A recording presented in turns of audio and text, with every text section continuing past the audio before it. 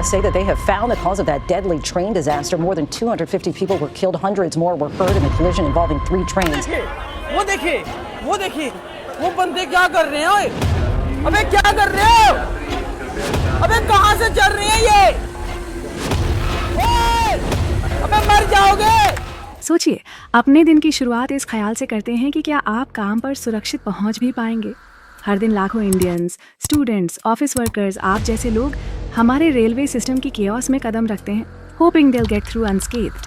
लेकिन सच्चाई, Indian railways एक टिकिंग टाइम बॉम्ब बन चुका है।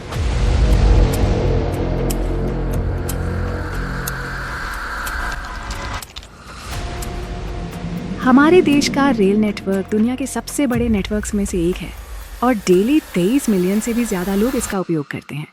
लेकिन इतने बड़े सिस्टम के साथ कई चैलेंजेस और समस्याएं भी आती हैं जो रोज़ाना मिलियंस ऑफ कम्यूटर्स को अफेक्ट करती हैं। Overcrowding, delays, breakdowns, cleaning and sanitary की कमी और सेफ्टी इश्यूज, ये सभी पॉइंट्स इंडियन रेलवेज का डेली रियलिटी बन चुके हैं।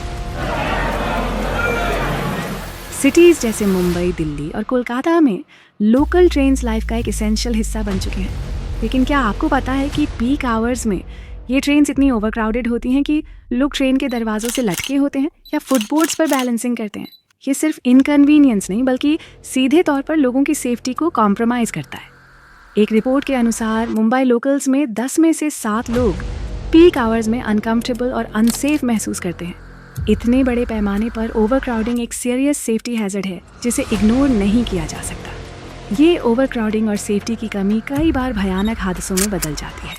इन ट्रैजिक इंसिडेंट्स की वजह से हज़ारों लोगों की जान जा चुकी है। आइए कुछ रियल लाइफ एग्जाम्पल्स पर नज़र डालते हैं।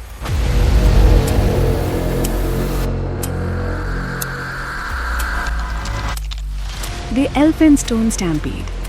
2017 में मुंबई के एल्फिनस्टोन स्टेशन पर हुए स्टैम्पीड में 23 लोगों की जान चली गई और कई घायल हो गए। इस हादसे की वजह थी स्टेशन की खराब व्यवस्था और ओवरक्राउडेड ब्रिज जो इतना नैरो था कि लोग एक दूसरे पर गिर गए।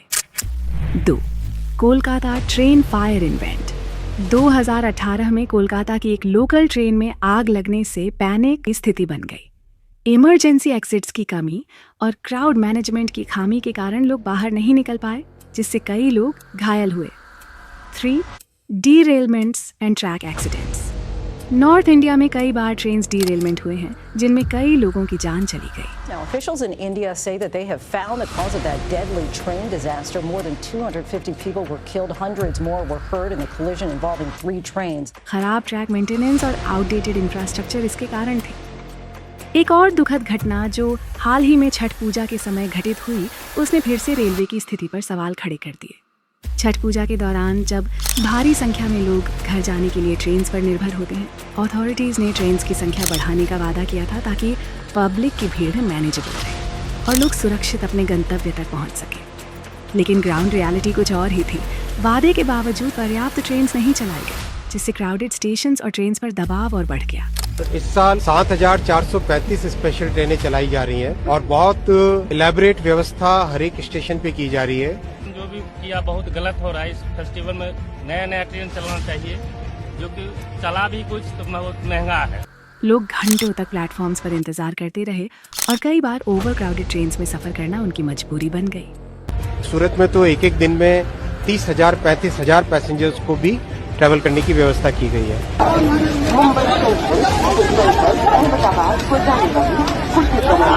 तो 7,435 और इसके अलावा भी अगर जरूरत पड़ी तो 150 और अधिक स्पेशल चलाने की व्यवस्था है। मेरा अपना हो गया जी 13 घंटा का सफर हो चुका मेरा। अभी मेरे को 8 घंटा और खड़ा रहूंगा इसमें। एक सब्सटेंशियल नंबर में लोगों को ये सुविधा मिली है। देखने किस तरीके से लोग अंदर बैठे हुए हैं, किसी तरीके से एडजस्ट करके एक के ऊपर एक लगे हुए हैं। अब जो रिटर्न ट्रैफिक आएगा छठ के कंप्लीट होने के बाद में, उसकी भी अलग से पूरी व्यवस्था है।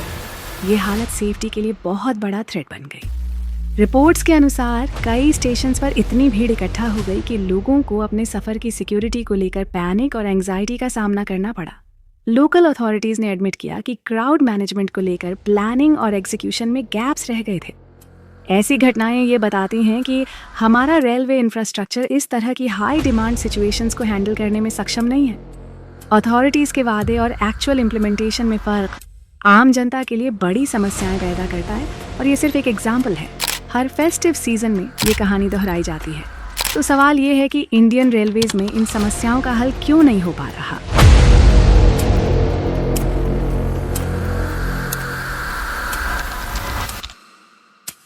जवाब मल्टीपल इश्यूज में छुपा है। 1. फंडिंग और रिसोर्स एलोकेशन की कमी। इंडियन रेलवेज का एक बड़ा हिस्सा डेकेड्स पुराना इंफ्रास्ट्रक्चर है। बजट एलोकेशंस हर साल होते हैं, लेकिन इतना बड़ा नेटवर्क होने के कारण ये फंड्स उन सभी ज़रूरतों को पूरा नहीं कर पाते।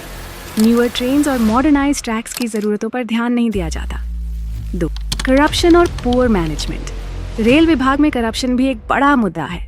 कई रिपोर्ट्स में पाया गया है कि मेंटेनेंस और इंफ्रास्ट्रक्चर में आने वाले फंड्स का एक बड़ा हिस्सा गलत हाथों में चला जाता है। इससे सही कामों पर इन्वेस्टमेंट नहीं हो पाती और यात्रियों की सेफ्टी को कॉम्प्रोमाइज़ किया जाता है। 3. पॉपुलेशन प्रेशर और आउटडेटेड सिस्टम्स। इंडिया में जनसंख्या का दबाव लगातार बढ़ रहा है, लेकिन ट्रेन्स की संख्या और उनकी क्षमता उसी रफ्तार से नहीं बढ़ी। लोकल ट्रेन्स और रीजनल ट्रेन्स में वही पुरानी सिस्टम्स और आउट ऑफ डेट टेक्नोलॉजी इस्तेमाल हो रही है, जो इस बढ़ते प्रेशर को हैंडल करने में सक्षम नहीं है। सेफ्टी और ओवरक्राउडिंग के अलावा एक और बड़ा इश्यू क्लीनलीनेस और बेसिक अमेनिटीज़ का है। इंडियन रेलवेज के हाइजीन स्टैंडर्ड्स बहुत ही पुअर हैं। ट्रेनों में अक्सर बाथरूम्स इतने गंदे होते हैं कि उन्हें इस्तेमाल करना मुश्किल हो जाता है। कोविड-19 के बाद हाइजीन एक बड़ा कंसर्न बना, लेकिन फिर भी ट्रेन्स में क्लीनलीनेस का वो स्टैंडर्ड नहीं दिखता। एक सर्वे के मुताबिक 70% से ज़्यादा पैसेंजर्स ट्रेन्स में सफ़र के दौरान सैनिटेशन और हाइजीन इश्यूज़ का सामना करते हैं। सो अब हम समझ चुके हैं कि इंडियन रेलवेज में कितनी गंभीर समस्याएं हैं, लेकिन क्या इनका कोई सोल्यूशन है?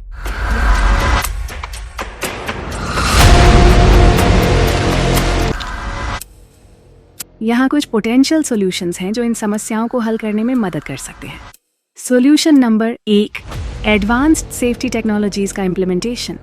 रेलवेज में नई सेफ्टी टेक्नोलॉजी जैसे कि ऑटोमेटिक ब्रेकिंग सिस्टम्स और CCTV सर्वेलेंस का इम्प्लीमेंटेशन करना होगा। इससे रेल एक्सीडेंट्स और ऑन बोर्ड क्राइम्स को रोकने में मदद मिलेगी। 2. फंडिंग इंक्रीजेस और स्ट्रिक्ट अकाउंटेबिलिटी।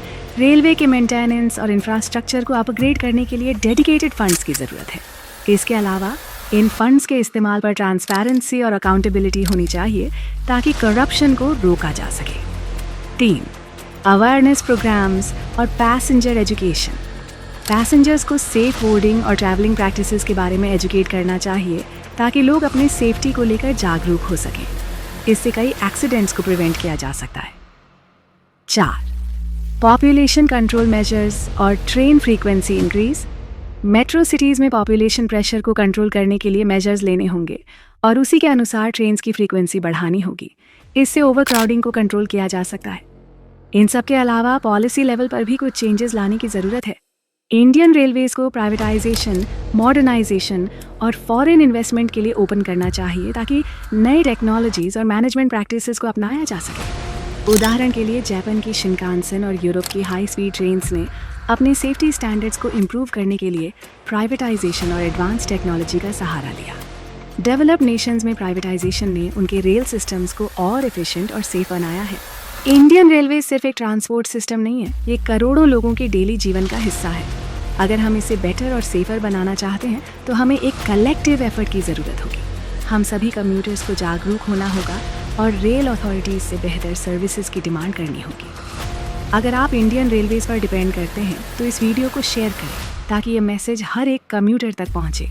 कमेंट करके अपने एक्सपीरियंसेस और सुझाव शेयर करें ताकि अथॉरिटीज़ पर दबाव बने और बदलाव आए। ऐसे ही इम्पैक्टफुल कंटेंट के लिए सब्सक्राइब करें। Let's keep the conversation going and demand the change we deserve.